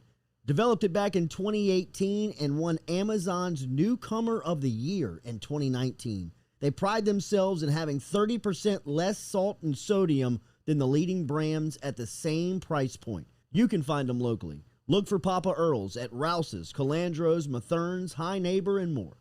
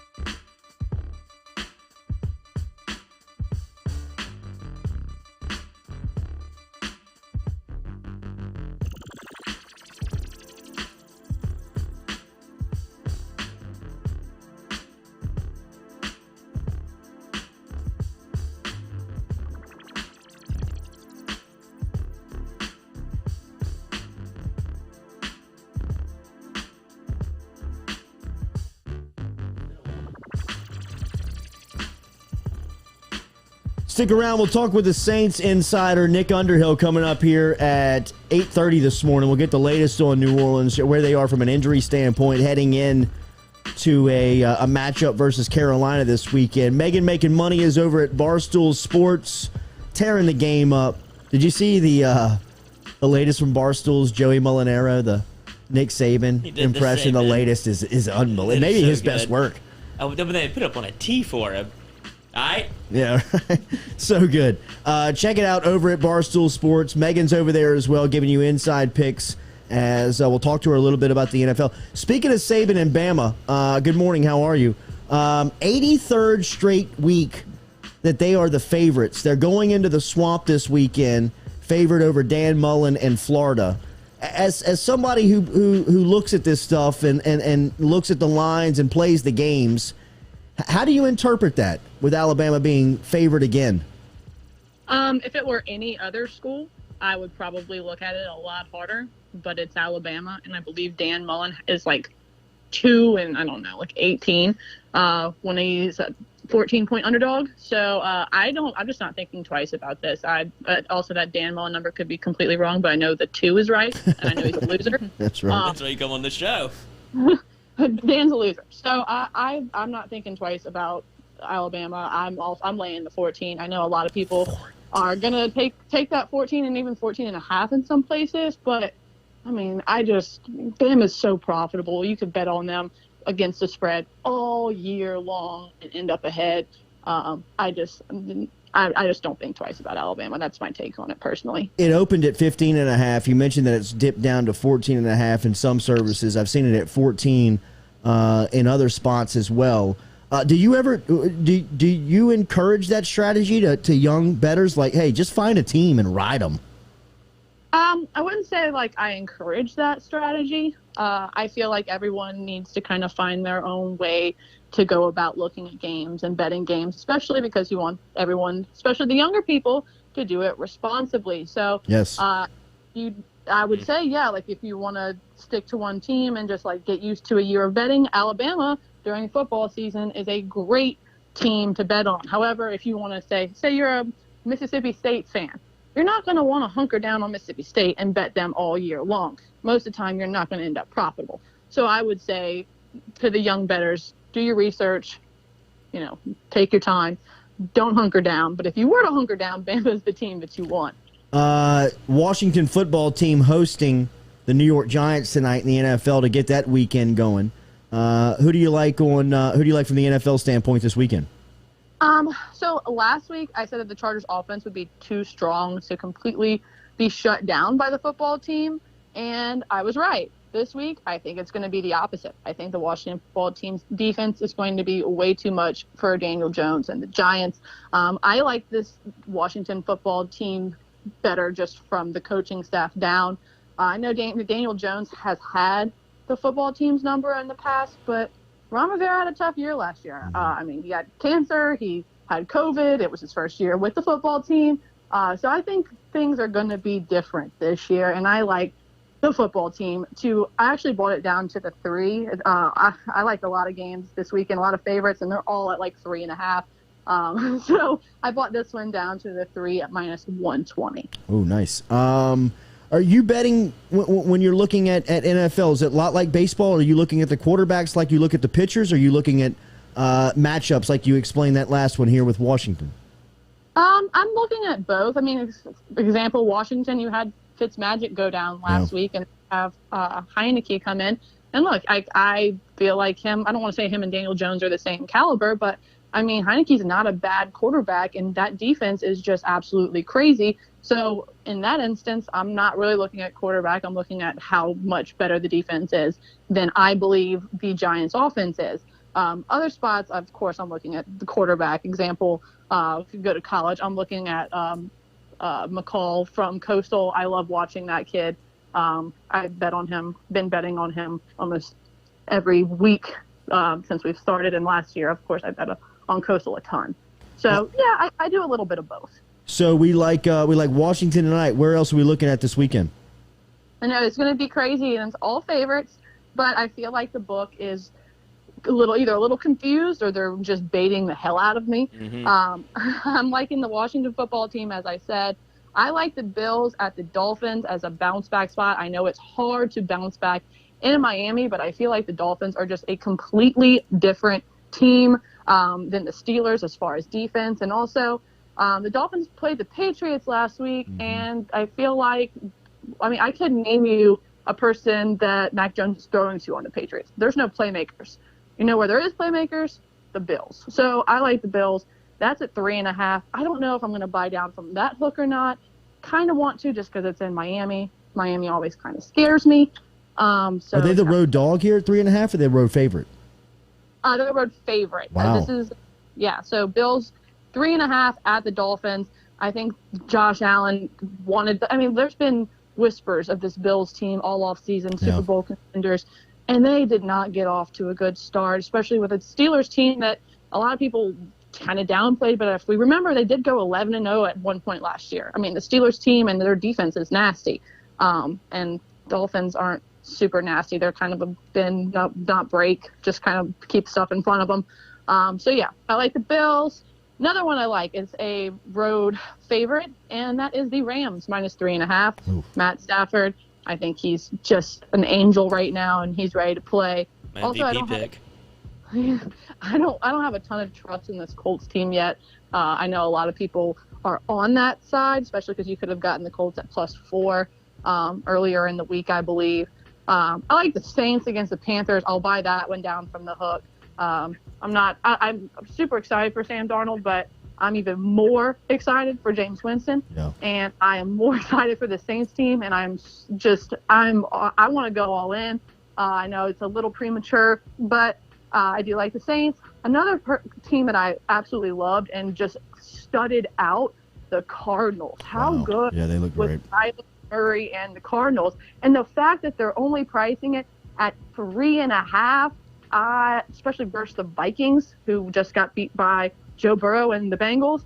I don't know. I think that's stinky. I don't know why that line is the way that it is. I think the Cardinals should go up there and just wax that ass. But we'll see. I don't think I'll buy that one down. Also like the Chiefs -3.5 at the Ravens. I know that one's a little tricky, but I think that the Chiefs could cover the number there. And then I like the 49ers -3 at the Eagles. Damn. I know that the Eagles were pretty good last night. Jalen Hurts looked good, but still better. You just have a better package and a better team altogether with this 49ers team. I know we're going on the road, we're traveling, but I hate taking all these favorites. I truly do. I'm making it up for a couple of dogs in my college picks. But again, I feel like either the books are confused or I'm just getting baited to all hell. Because I just feel like these teams are so much better than the teams that they're playing, and the fact that they're only laying the 3.5, that hook is really, really getting to me. But I think this is a favorites week this week, guys. Megan, that is so concerning after what happened for the favorites against the spread in week 1, and I feel like there might be a little overreaction here to what you're picking all of the people that won last week. I think that you could be right, but I also think that I went 5-1 last week with my only loss being the hook on the Panthers game. So Sit I your feel like ass down, Lloyd. I'm just saying, I mean, overreaction Thursday here. I'm concerned for you because all the favorites. I don't want you looking at a 1-5 saying, "What was I thinking? I picked everybody that won last week." This is the NFL, and that 3.5. I'm getting confused. I'm sorry. Did the Washington football team win last week, or was that the Chargers? Because I picked the Chargers. I got the Washington football team this week. Well, I do too. There we go. I'm just Same saying, page, man. We're on the same side. I'm just scared for you because I've been there. Look, I went 1-4 yesterday in baseball. I can take the losses. It's okay. I'll move on. I keep my head down. And just keep pushing. Meg, how is everything at Barstool? Everything at Barstool is phenomenal. Also, I know it's not available here yet, but for anybody watching where it is available, I will have a promo this week. And it is going to be a money line promo, which is you bet the money line with me. You get a free hoodie, win or lose. This week, I'm going against the Chargers and taking the Cowboys. And I know that DeMarcus Lawrence just went down, which sucks, but added more value on that money line. But yeah, I'm not like, this is not my favorite pick by any means. There's not a lot of money line picks out there that are feasible as far as, juice wise. This is the best one I could give you guys to try to make some money on and get the free hoodie. So there's that. Also, have a show with Kelly in Vegas called Money Shots on every Thursday, Friday, and Monday. Today we're going over Thursday night football and college football. Fridays is when we go over all NFL, and then Monday is our recap day. Oh, and Ben and I are launching shirts today. Ida Relief shirts. Better late than never. Oh, that's Nice. awesome.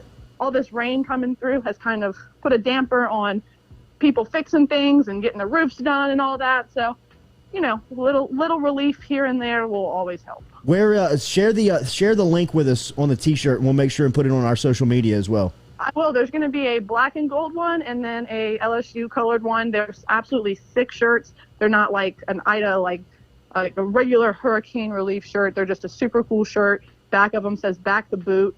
Front of them's it's a pocket tee. Everyone loves a pocket tee, so y'all will enjoy those. Cute. Appreciate you, Meg. Have a great weekend. Best of luck on the books. We will recap next Thursday. All right. Hopefully it's another 5 in 1 week or 6-0 week instead of me crying in my bed on Let's Sunday. parlay them all, go 6-0. We'll, Let's go. See you Let's later. go, All right, man. There is Megan Making Money checking in this morning as daily. We are brought to you over here on the Jordy Culotta Show by RMB Builders. Rhett Bourgeois and his crew. Get in touch with Rhett at RMB Builders, rmb-builders.com. If you need to rebuild a house, if you need reconstruction, if you need just some handiwork done around the house, if you need a commercial job done, get in touch with Rhett and the crew, rmb-builders.com. He has worked on our house. He's worked on Katie's house. He's done great work for a lot of people over here on the Jordy Culotta Show. Let him do work for you. If you need it around the house or the office, get in touch with him at rmb-builders.com. We'll be back in 30 seconds talking New Orleans Saints. Nick Underhill will be here from New Orleans.football.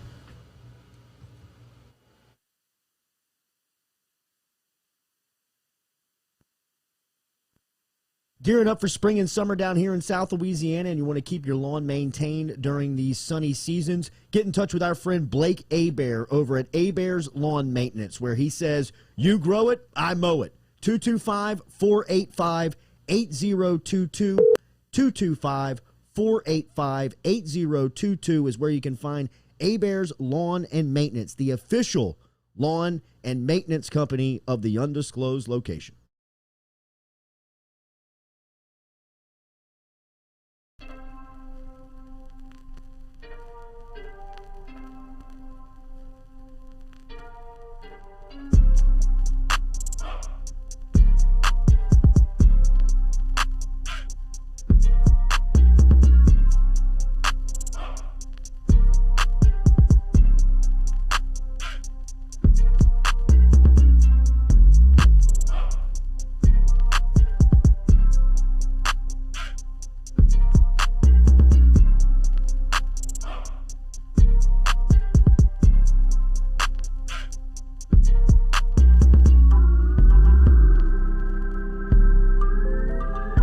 Welcome back in here to the Jordy Culotta Show live on this Thursday. Good stuff from Megan making money over at Barstool Sports. Keep your eyes out for the Hurricane Ida relief T-shirts from Barstool, Ben Mintz, and Megan making money. We will have that link for you here on the Jordy Culotta Show as we can help support our own down here in Louisiana. Speaking of Louisiana, New Orleans, the Saints last weekend were at home, but they were on the road. They were the home team in Jacksonville hosting the Green Bay Packers, and with probably the most dominant win of opening weekend in the NFL, 38-3, Jameis Winston, 5 touchdown passes. Saints defense looked like, the Chicago Bears in 85, the Ravens in 2001, just name a great defense, and they felt as good as them on that opening Sunday. Nick Underhill covers the group as good as anybody out there. We tell you all the time, he's weekly here with us. If you do not have a subscription to NewOrleans.football, then you really don't care about the Saints. Because if you do, you've got to keep up with the best information, and Underhill has it. I love the podcast. That was up last night on the latest with New Orleans, and now we dive in with our guy here on the Jordy Culotta Show. Good morning, sir. How are you? Hey, doing well. How you guys doing? Doing all right. Last weekend, Nick, what did we see, man? That was amazing. I felt like that was as impressive as a Sean Payton win as I've seen. Yeah, I think it's up there with the 2009 New England game. And, they got to keep winning and doing things well for it to, stay in that limelight at the end of the season. But that was unbelievable. Just a degree of difficulty being, like you said, being home but on the road. First start post Drew Brees era. For them to put that together and to dominate like that without Mike Thomas and David Onyemata, and there was just so much adversity going on for them, and the win like that is just really unbelievable. And man, the defensive performance, it kind of gets lost a little bit behind the Jameis hype, the 5 touchdowns, and that's not taking anything away from Jameis. I thought that was as good of a debut as he could have had, and it's kind of unreal that it was, 143, 144 yards. It felt like a really full performance, and at one point you look down and he has 3 or 4 touchdowns and 93 yards, and it felt unbelievable because it felt like he was kind of lighting it up, but it was just efficient, and he managed the game really, really well.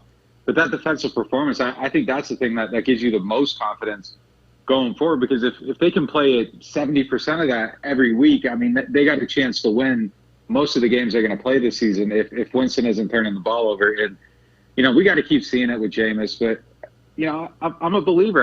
I think he's going to have at least a decent season. I don't see where this implodes and he throws 25 interceptions. It might be 15, 17, but that's a fine number. And that's the other thing with him is he threw that pick, it got taken back, and you look at Twitter and everybody right away is like, here's old Jameis. Look, a guy can throw 1 interception in a game. Like, we can't judge him on this standard where he has to go the whole season without throwing a pick. Like, right. Brees threw 15 to 17 picks every year. Before his arm kind of fell off and he had to throw 5-yard passes. But, man, I thought the performance is unbelievable. We're days away from it, and still looking back on it, it's kind of hard to, believe they actually won in that fashion against that team. But, that was as big of a statement as I think that team could have made in week 1. I felt great for Winston watching him. It just looked like he was playing free. It looked like he was playing with a lot of energy and a lot of good energy. A lot of people talk about the play where he has 6 to 7 seconds and he ends up just throwing it away, kind of highlighting his growth over the last couple of seasons. Did you ever see in camp, not this ability, not the 5 touch, but just that he was in so much control? I thought that was more of the thing that I took away from him last week, is that he just looked comfortable. He just looked in control the whole time. Yeah, we did see it at times. The problem with it is that it was just never really sustained for either guy. But, like I said a couple times, if you laid out every practice, I think Jameis had the best 5, 6, maybe 7 practices in training camp. And there were days where he was truly dominant. But I think part of the inability to get into a flow is that it'd be 2 days with the starters, and then the next 2 days you're with the second team. And then, the first team receivers, we saw in this game, when the coverage is good, it's hard for them to get open. And I think that's the issue they had in Saints camp a little bit. And then when you're with the second team, those guys, I don't want to, say anything disrespectful, but the Saints first team receivers are a lot of teams, number 2, number 3 guys. There really wasn't a real number 1 out there. So I think that was an issue. I think as good as this defense is, I think it was probably disruptive to the quarterback battle the Saints were having. I mean, we see how they're playing and how well they're covering, and they gelled so much earlier in this camp than we've seen in other years. It was like week 4 or 5 last year before the Saints were executing their coverages and not, blowing stuff. Week 3 against the Packers, I mean, they were just bleeding yards just because they couldn't, execute a basic cover 3 coverage because guys were not on the same page. I mean, this year it looked like they hit the ground running, and that happened in camp, and I think that disrupted it a little bit. But yeah, like you said, man, the way he played was just, it was different from how we've seen him at other points in his career. And I think it's just, the game planning and the stuff Sean Payton does. He really tailors his offense really well to the guys he has, and he changes it. And I think, one of the things you saw in this game, it was a lot of like these 3-level concepts, 4-level concepts to one side of the field. And, it basically sets it up so Jameis can read the field in a triangle really quickly, looking at one side of the field, multiple reads. And it allows him to get the ball out quickly, make good decisions, and you don't really have to force anything. But that play you pointed out when he threw it away, when there was nothing there, I think old Jameis tries to force a throw there. And, in the preseason game, he threw one away. He missed a check down on it was like 3rd and 17 or whatever it was. And that was another play where I think old Jameis, when you watch him, he tried to put the team on his back and say, okay, I got to save the day. It's my job to carry everybody. He's not doing that anymore. And if he just stays out of those decisions, I think he's going to be okay. Well, you mentioned, and I think Jameis mentioned that he threw an interception on that play in practice, and then that's what made him realize that, look, throw it away, live to another down. But the real question I want to ask you is, how much does Sean Payton love to just drop his pants at the urinal on games like this that are a primetime game against Green Bay, where he gets to flex basically his brain muscle and show, I might be the best coach in the biz. Still. Yeah, I mean, look, I was surprised, honestly, after the game that he didn't come into the press conference and act a little bit without his pants on. I mean, there's definitely been wins before where he's come in there and it's just like his energy is just like outrageous, and it's just like I can't even ask this guy anything because he's just like so amped up right now. I was shocked that he came in and it was just he was like just calm, good answers, and it's just like all right, but yeah, I mean, there's definitely an element of Peyton that I think loves that. I think that he loves to show the world. Look, I think part of the thing last year is that he wanted to show the world everybody was wrong about Taysom Hill, and I think he was right to a certain degree. I think he made him into a decent quarterback, maybe not all the way where he needs to be a starter, but I mean, he's not just a tight end. I mean, he can handle a backup role. So I think Peyton definitely loves that challenge. And man, if he takes Jameis and rehabilitates him, and we're way too early in this process to even be talking about it, but we'll do it anyhow. But it's nothing's proven yet. But if he turns Jameis into what Jameis should be, I mean, I think this guy's up on a pedestal with Bill Walsh as like a QB whisperer. You got Tony Romo on the resume. You got Drew Brees on the resume, who, you got to remember got replaced in San Diego, got benched in San Diego. He wasn't Brees when he came here. If he does it with Jameis too, I mean, his resume is like a QB whisperer. Is just it's going to be tough for anybody to match almost it. as impressive as Taysom Hill and Teddy Bridgewater if you would put those as sub-notes of like, look what I did with these two guys that nobody really wants. Right. Yeah, I mean, look, you look at Taysom's BYU tape, and I mean, it's bad. I mean, it's hard to believe that guy became, someone that was even able to win games in the NFL, like as a starting quarterback, which he did last year. So yeah, I mean, he's on there. You're right. Teddy's on there to a certain degree. So I mean, that resume is building out. But if Jameis meets all this promise, and again, it's a very long way to go. But man, what he did this week was crazy. What he did in the preseason, I mean, I think this was a continuation of it. I think the signs are there that he's at least going to be better than he was in Tampa Bay. But if Sean gets him all the way there, I can't really think anyone else besides Walsh that you can really put up there with, someone that developed quarterbacks. I mean, the job Walsh did with Steve Young was incredible. But I mean, if he takes Jameis all the way there, I mean, it's comparable as far as guys that he's been able to build up. Nick Underhill covers the New Orleans Saints for NewOrleans.football. You can find him on Twitter at Nick_Underhill to keep up with everything that's coming out of NewOrleans.football. And it's the best information around the Saints that you can find out there on the web. So get over to NewOrleans.football today.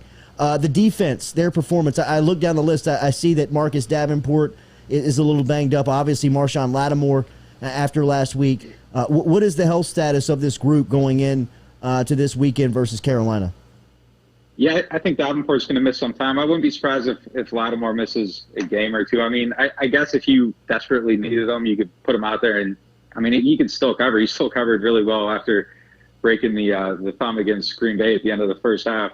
And I think it was on that play where the 2-minute where Rodgers just threw, like, the unbelievable pass into Devontae Adams. Lattimore was right on him, and he banged his thumb on Adams' leg. And you could see him kind of grab it afterwards. So I wouldn't be surprised if he misses a game or two. Eric McCoy is probably going to be out for 6 games at center. So that's kind of a significant loss too. Quan missed practice with an elbow injury. I don't know how serious that is. We'll have to monitor that going forward. So they're going to be down some guys this week, but there's a kind of like a weird silver lining if Lattimore can't play, because I think Paulson Adebo has been just outstanding preseason. He was really good against the Packers too. He gave up 1 catch for 14 yards. And I think with the trade of Bradley Roby, if Lattimore's healthy, you probably go into this week, you put Roby in there, and you just kind of move forward with him. And now that Lattimore's out, I think it gives Adebo a little bit more exposure. If Lattimore's out, rather, I think it gives Adebo a little bit more exposure. And you can kind of have like a little competition here between these two players. And I think Roby's probably definitely ahead of Adebo, and I'd give him the inside track on this job. But if Adebo keeps playing like he's playing, I think it's good to find out if he can outplay Roby. And if he does, I would give him the opportunity to keep playing. And I know they just traded for Roby, 3rd-round pick, and they got like $1 million a salary invested in him. Adebo cost you a 3rd-round pick too, and you're paying him $1 million. So I don't know if the investment there is really enough to take into consideration. So if he's better, find out, see if he can play. I mean, the way he's come into the league after not playing last year at Stanford, he sat out the whole season due to the COVID. His confidence level and just his ability to pick things up and get going this early has been really surprising. I mean, when they drafted him, I thought they said they thought it was going to take him a little bit of time to get up to speed and just kind of get his legs back under him from not playing. But I think he surprised a lot of people, and I think he's a little further along than a lot of people thought. So, either way that turns out, that's fine. I think you see now, though, this position that we were all talking about as being like the big red alert area and the biggest area of concern. Now they got all this depth at cornerback, and it's just kind of unreal. And Ken Crawley's going to come back, and he's going to be more depth for him. So just kind of like out of nowhere, the most troubling area on the team, like overnight, almost is one of the more deeper spots on the team. And it's just another area where that's going to help them get through the season, because you always lose cornerback. Somebody's always getting a hamstring injury. You need more, and it looks like they're built to weather that this year. We're talking a lot about the Saints defense, and it makes me wonder, how long is Dennis Allen's life with the Saints? Because what they're putting out, it seems like somebody's going to want to hire him as the head coach. I'm surprised nobody came and got him sooner, honestly. Yeah. I think what he's done here has been nothing short of incredible. I mean, he came in and really kind of turned around, not just the product on the field, but the culture around that defense. And, I think that's a big part of their success is that he's built a team that, people want to be a part of. And, that's Peyton as well. But, yeah, I mean, just the way they play, his schemes are innovative. I mean, the way he draws up his blitzes and, if you kind of study what they're doing, I mean, they had Aaron Rodgers just like confused. He looked confused in the pocket, which shouldn't happen to a guy that good that's been in the league for this long. And, they do some innovative stuff, the way they disguise their coverages, some of the pressures they run. You see things they do, and then that influences the rest of the league. And, obviously they're taking stuff from other teams as well. But, yeah, the way he's been able to turn around that side of the ball, it's something that I would expect other teams to want. And, his name isn't even really out there that much when these jobs are open, which is kind of surprising. And maybe some of the stink that got on him in Oakland. But, honestly, I think he ended up with the Raiders maybe a year or two early. I mean, they had all these cap issues. And then after he left, they kind of cleared it out, and they never really got to where they needed to be. But they had the starting pieces for a minute there before, it went back in the toilet, where it looked like they were going to be able to ascend and become a decent team. Derek Carr was a young player. They had good receivers.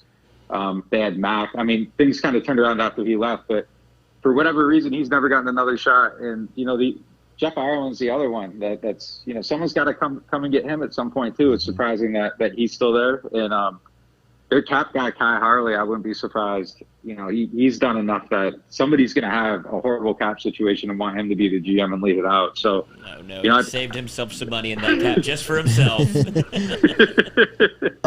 But yeah, Go ahead. At some point, though, I think there's going to be some turnover in the strong program that they've built. People are going to come get him, but there's people like Michael Parrington in the pipeline. He's going to be someone that probably ends up a GM at some point. Michael Hodges, our linebackers coach, Nielsen, we all know about. I mean, there's a lot of people on the staff that are going to rise up and end up in bigger jobs, and I think that's really the second phase of the Saints. The post Super Bowl era.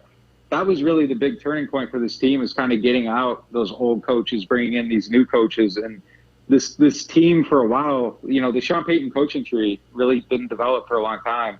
And now it kind of is. I mean, there's a lot of prospects in the pipeline coming up. And I think this kind of being a place that breeds young coaches, puts them in positions to go on and do other things. I mean, that's as much of a reason for the success as anything. Nick Underhill joining us. Last one to get you out of here. What did you think of Lattimore's contract extension? Yeah, I mean, I think they had to sign him. I mean, I think his inconsistencies are kind of the story of his career. When he's on, he's Hall of Fame level talent. When he's not, I mean, he's not. But I think even his downsides, when he's not all the way locked in, he's still better than most teams' best cornerbacks. And the way we've seen him lock in this year in training camp, I mean, I think he's going to have a good season. I think it could possibly be his best season that he has, just as far as a consistency level since that rookie year. And that's kind of been the hang up for him. In previous years in camp, you'd see him dancing between snaps, coaches kind of yelling at him to be locked in. Like, none of that stuff was going on this year. The big question is like, was the approach like a new approach that's going to show up every year, or is it the approach that showed up because this is the year that, he needed to get his contract? But, I think there's a level of maturity with him that's kind of come along a little bit on the field that's going to serve him well. And like I said, even when he's not all the way there, when he's not playing like Mike Evans and he's playing Alan Lazar or whatever, like, the downsides are still better than most guys' upsides. So, when they were unable to trade up in the draft to get one of the top two corners, they made that really strong effort to do that, to get Surtain or Horn. After that didn't happen, I think you're in a position where you had to keep him and, move him forward. You got to have that type of corner, especially for this type of defense where they like to press and get physical. If you don't have him, I think a lot of the stuff you like to do goes out the window, and he's, just really important in that sense too. Nick, enjoy the game this weekend. We will talk to you next week. Thank you, as always, for the information. Yeah, thanks for having me. All right, man. There's Nick Underhill from NewOrleans.football. Make sure that you are subscribed today over at NewOrleans.football to get the latest there. As we talk to Nick weekly here, that is brought to you by GoFlow IV and Spa. Remember, at GoFlow IV and Spa, you can find them online at GoFlowIV.com for health and wellness and membership packages. They are the premier medical spa here in Baton Rouge, specializing in IV hydration treatments with vitamin infusion. They are the best, man. Stop in and see them on Jefferson Highway, online at GoFlowIV.com. Chronic hydration, if you suffer from that, skin, hair, beauty care, you need an upgrade in that department. Your athletic performance, if you're looking for a little boost on illness recovery, hangover cure, chronic illness, GoFlow IV is the answer. Check them out online at GoFlowIV.com. as they are highly educated and licensed medical professionals. They are a health and wellness IV spa that focuses on the most efficient delivery of vitamins and medicine for a sense of overall health and wellness over at GoFlowIV.com. Stop in and see them and tell them you heard it here on the Jordy Culotta Show. Good show here. Sorry, I sneezed in the middle of Nick's on this interview. Thursday. It's all good. Jordy's hawking up along half good. the show. I think you're okay with couldn't one help it. sneeze. It They was said I coming sound up. nasally. I got a lot of that coming back. I don't know. What's happening to us it's in a here? long Like, weekend. we're How? What do all you want like from me? runny nose Trying to and Probably stuff. something out of that AC, bro. It's definitely something out of that AC. But, dude, maybe a little Saturday GoFlow IV in the veins while we're doing the show. That could work. That could work. It Put a could little work. little vodka in there, see what happens. Old Lizzie's trying to get that GoFlow. Doing everything he can. You need it more than I do. I was fine Sunday. So Britney Spears is off of Instagram. Britney Spears is off of Instagram, and she said she was off of Instagram to celebrate her engagement, but her court hearing is 2 weeks away. So sources close to her have said it's because the judge might find her Instagram questionable. I wonder why, with all the topless and ass shots that she puts on there. I mean, she's like shown a that she's 14-year-old a on MySpace. little fragile, bro. But they should have been on the same page with this. Like, she shouldn't be saying one thing, and then the people close to her shouldn't be saying an opposite thing. Like, And her deleting it, like, Yeah. it's still Sign out of there. guilt. People still Yes. have it. Like, the There's pictures a are lot of screenshotted. screenshots. Yes, absolutely. There's way more to this. That just shows, it goes back to the conversation we were having. She's so out of touch with what technology is. She's like, oh, I deleted it, it's gone. But I mean, if she is excited about her engagement, I'm not discounting that, but that's when you would keep your social media hot, right? I mean, you're newly engaged. Yeah, this Post is the time to post the Bali trip and the pictures. We all want to see. And the hand holding. Yes, we want to know about the wedding plans and all the things, and she's not giving it to us. I wonder if she wears, what kind of dress can she go low-waisted with? a low-waisted wedding dress. That's what she wants. Well, crop top. She probably will. I can't even imagine what it will be like. So Britney is off of Instagram. It's off of everything. All Really? social media. Social media shut Her down. rocker. Yeah. She is off the rocker too. She is. But yeah, she's shut down, y'all. So we'll see. All right, enjoy your Thursday. We'll be back with you tomorrow morning at 7 a.m. Be wrapping up the week. Sure. Ben Mintz will be here. I'm not. We got a lot to get into with Mincy. There's some social out there of him. Buddy. He's got a dog shock collar on. He's having to run What? suicides. You haven't seen this? No, why does he have a shock collar Go to his on? Twitter because he's getting trained by the Pardon My Take intern. Okay. Who is trying to get Billy Football? They live right next to each other. No. And so Billy Football, after the hurricane, Ben was doing some stress eating. And so he made him write down all the bad meals that he had. And for every bad meal, he made him do suicides. And every time he stopped, he was shocking him with a dog collar. and Mincy was like eating it up. He was like, "Oh, got to get back into it."